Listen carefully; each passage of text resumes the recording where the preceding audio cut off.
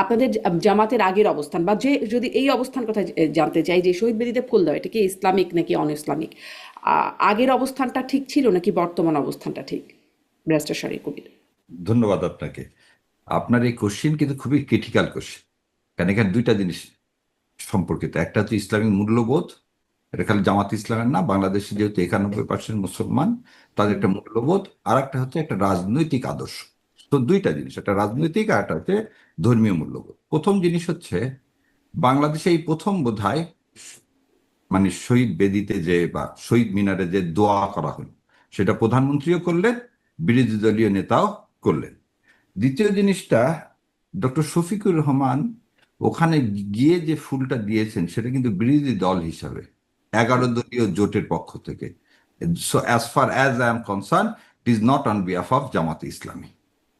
জামাত ইসলামের দল হিসাবে কোনো ফুল দেওয়া হয়নি বোধহয়। সেকেন্ডলি সেখানে তিনি দোয়াও করছেন। থার্ড যে কথা, জামাত ইসলাম দল হিসেবে কি এটা সমর্থন করবে, মানে আপনি দলের একজন আমি আমি সমর্থক আসতে বা দলের পক্ষে কাজ করা বলতেছি হিসেবে?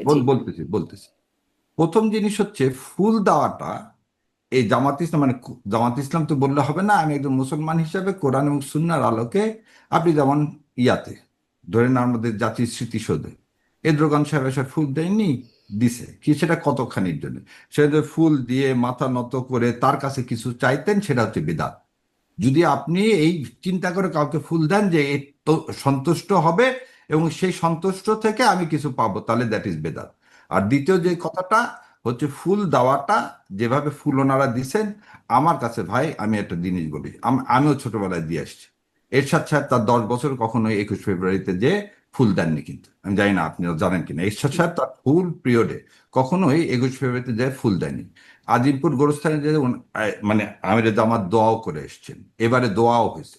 সো একটা রাষ্ট্রীয় কালচারের অনুযায়ী যদি উনি দিয়ে থাকেন, তাহলে আমি এটা সমর্থন করি, কিন্তু রাষ্ট্রীয় কালচারের বাইরে যে উনি দেননি, এর জন্য আমি সাধুবাদ জানাই। দিলে আমি ভাই একজন মুসলমান, আমি এটা সমর্থন করবো না। এটা আমার একদম পার্সোনাল আবার কথা বলতেছি, যে আমি 21 ফেব্রুয়ারিতে যারা দিছে সেটাকে আমরা ধারণ করতে হবে। এবং এই শহীদ মিনারটা কিসের একটা, এটা হচ্ছে বাংলা ভাষার, এটার জন্য কিন্তু আপনি যে ব্যাখ্যাটা দিলেন তাইলে আবার কেন বললেন যে সমর্থন করবেন না? কারণ আপনি তো বলছেন যে আমি যদি ওখানে গিয়ে কিছু চাই ফুল দিয়ে সেটার বিনিময়ে কিছু আমি একটা ওটা চাই, ওটা বললাম সেটা তো যে কেউ, হ্যাঁ, তাহলে সেটা কেউ তো কেউ করতে করে পারে, নাই, তাহলে সেটা তো কখনোই কারোরই কোনো করে নেই। এটা সমস্যা নাই, নিয়ে তাহলে কেন সমর্থন এটা করবেন নিয়ে না? তর্ক করার কোনো হ্যাঁ। অবকাশ নেই। এবং এই জন্য আমি বললাম যে আপনি বললেন না যে চেঞ্জ করা, শিফট করা না, এই এটা এক্সপ্লেন করে উনি দিছেন, সেই কারণে আমি এটাকে সমর্থন করি। কিন্তু এটাকে যদি অন্যভাবে যদি দেখার সুযোগ করা হয়, তাহলে সেটাকে আমি সমর্থন করবো না। তাহলে জামাতে ইসলাম মানে এটা জামাতে ইসলামের পক্ষে থেকে ফুল না, এটি বিরোধী দলীয় নেতা হিসেবে ফুল দেওয়া, এগারো এটি কেন? এগারো মানে জামাতে ইসলাম কেন দিচ্ছে না? বাংলাদেশের সব রাজনৈতিক দলই তো দিচ্ছে, মানে হ্যাঁ হ্যাঁ, তাহলে জামাতে ইসলাম দেয় না কেন? না না, জামাত ইসলাম এবারে যেটা দিলেন, জামাত ইসলাম ওই যে বললাম একটু আগে, এরশাদ সাহেব 10 বছর যায়নি। একটা দলের স্ট্যান্ডিং হতে পারে। আমার কথা হলো, আমি আপনাকে আবার বলি যে আমি ফুল দিতে যেতেই পারি, সেটা কি জন্য?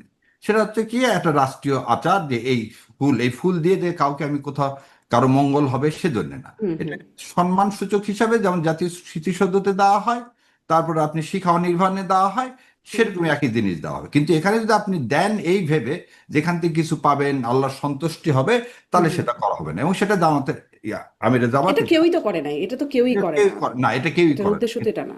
এর উদ্দেশ্য এটা না, এটার উদ্দেশ্য, এবং এই কারণেই এইখানে এই পর্যন্ত করাটা বোধহয় ঠিক আছে। আচ্ছা, তার মানে জামাতে ইসলাম দল হিসেবে এটি করতে পারে। আমার কাছে মনে হয় যে খালি আনুষ্ঠানিক কথা হলে জামাত ইসলামও করতে পারে, কিন্তু এটা জামাত ইসলামের নিজস্ব রাজনৈতিক সিদ্ধান্ত। আমি মানুষ হিসাবে এতটুকুন বলতে পারি, যদি এটা কি হয়, খালি রাষ্ট্রীয় আচার হয়, সে পর্যন্ত ঠিক আছে, অন্য কিছু হলে ঠিক নেই। আচ্ছা, জনাব আবু আলম শহীদ খান, আপনার কাছেও একটু এই বিষয়টা পর্যালোচনা জানতে চাই যে এই সময়ে এই রকম আলোচনা বিতর্ক যেটা উঠছে বা প্রশ্ন উঠছে সেইগুলোকে আপনি আসলে কিভাবে দেখেন, জনাব আবু আলম শহীদ খান?